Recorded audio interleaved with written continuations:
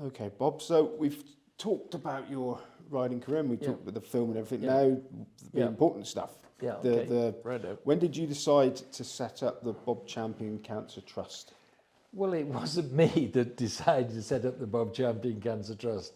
It was people in this country that sent their winnings to the Royal Marsden care of me after I won the national, and that's how it all started.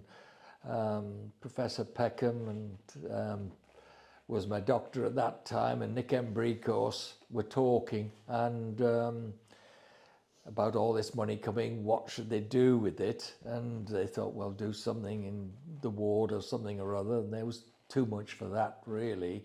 So then they decided to start up the Bob Champion Cancer Trust and go into research, and that's what we've done ever since. And you know, Nick Embricos has been a fantastic person. Sadly, he's not with us anymore, but he did so much for it, I must admit.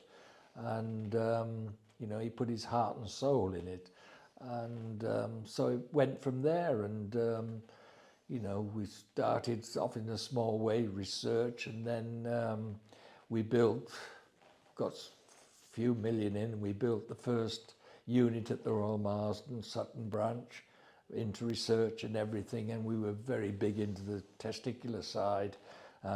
Basically, we've managed to crack that virtually, and then that's been very successful. Then we built part of the Norwich Science Park. We're involved in there, and we've got our research unit up there as well, and Professor Colin Cooper's heading that up and coming up with fantastic achievements. We're very, very big in prostate cancer at the moment, and you know, it's not a nice thing to say, but 1 in 5 men are going to get prostate cancer. And so we're big in that, and you know, they're coming up with the goods, which is the main thing, but we are just research, and thankfully our research is paying off. Was it a surprise that people were sending their winnings in? I mean, was it prompted by anyone in the press or anything, or was it just spontaneous that people wanted to do that? I think it was just spontaneous. Everybody, you know, had been on TV, basically. I'd been at the Royal Marsden and everything, and the build up to the National, they'd interviewed me at the Royal Marsden and things like that. So that's how the money got there, and it was spontaneous. Of course it was, and you know, I was very grateful they did it, you know, in a way, looking back on it, but I never ever dreamt there was going to be a Bob Champion Cancer Trust in the first place, I must admit. And you've kept it going for 40 odd years. Yes, we have. It's hardish work. People think you just sit there and do nothing and turn up at functions, but you know, Lucy in the office, and we're only small in a way, if you know what I mean. We've got Lucy, who's runs the job, and that's about it. And she occasionally gets helpers in if we've got a function. So you know, we're not great flash offices in Park Lane or anything. It's 2-men job type of thing, and we're producing the goods, which is the main thing.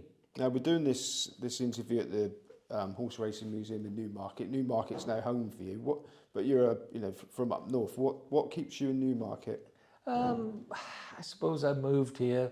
You know, I was brought up in Yorkshire. Then I moved south to be a jockey, and ended up round that Lambourne area for most of my career, and then ended up here in Newmarket, and I've been here ever since, and I must admit I enjoy it. I love going back up to Yorkshire, which is my home. I love it up there, I must admit, but Newmarket's my home, and I find it easier living here because I can get places in the country pretty easy. Yeah, you mentioned a minute ago about the funding the 2 research projects, Royal Marsden and Norwich University.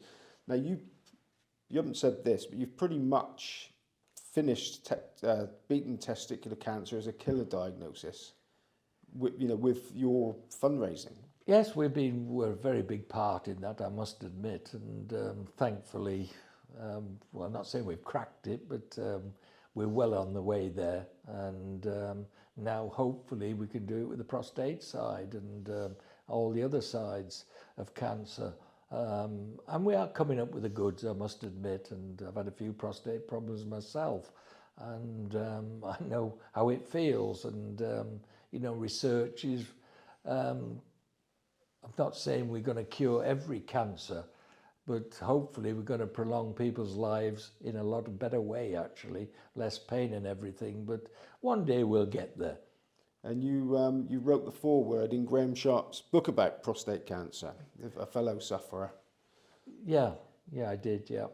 Now, so what is the prostate, the focusing on the prostate, because that's another thing that is personally sort of affected you? Is that why you've decided to target that one specifically? No, we went to target it before I ever was suffering. Mine's not too bad, but before I even had it, it was always going to be our next stage, because, men, there's a big percentage of men get prostate cancer. Yeah, now, as well as raising 16 million and counting, your story has also sort of given people hope. I mean, it must be quite a despairing time when you get a diagnosis, even if the prognosis is good. But your story has sort of helped people mentally in a indirect way.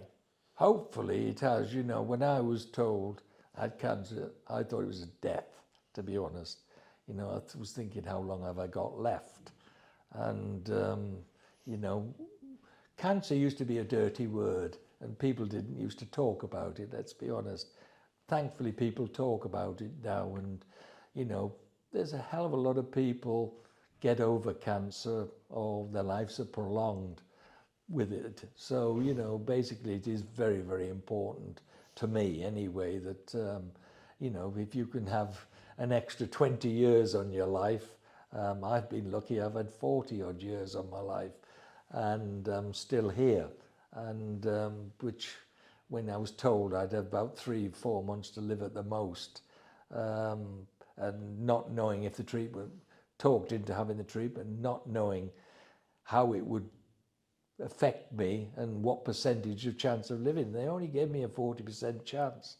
So, it was a worrying time, and thankfully it worked. And it's going back for your tests was always the worry too.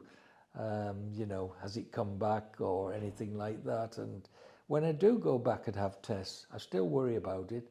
I don't sleep for about a week before. And I know how people must feel, actually, who are worse off than myself. Yeah, much more fun riding a 6-4 chance than being one. Yeah, definitely. You've got it right there. Have you had much feedback from fellow sort of survivors that have got in contact? And oh yes, I've had thousands of letters saying thanks for giving me confidence, and I've replied to most of them through the years and everything. I don't get as many as I used to, but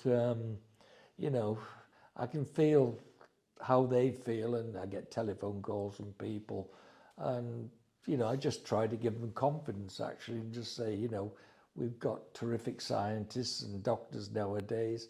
We're very lucky, and with a bit of luck, you'll get through it.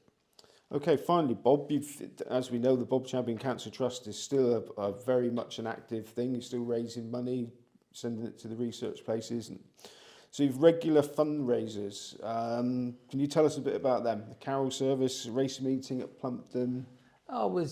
People put on everything, golf days, or people have parties, cocktail parties or tea parties, race days. We've got one at Plumpton coming up. There's so many things we've had through the years, and we keep having them. Balls and you name it, we seem to be doing it. The Shetland Ponies Grand National Team, they do it for me every year. They've done it the last few years, and I do appreciate that. And I enjoy that, actually, because I see a lot of young kids that might make jockeys, actually, and they're a really good bunch of people, and I do appreciate it. Now, you retired how old were you when you retired as a jockey? I was 32. Yeah, so this has been your life since.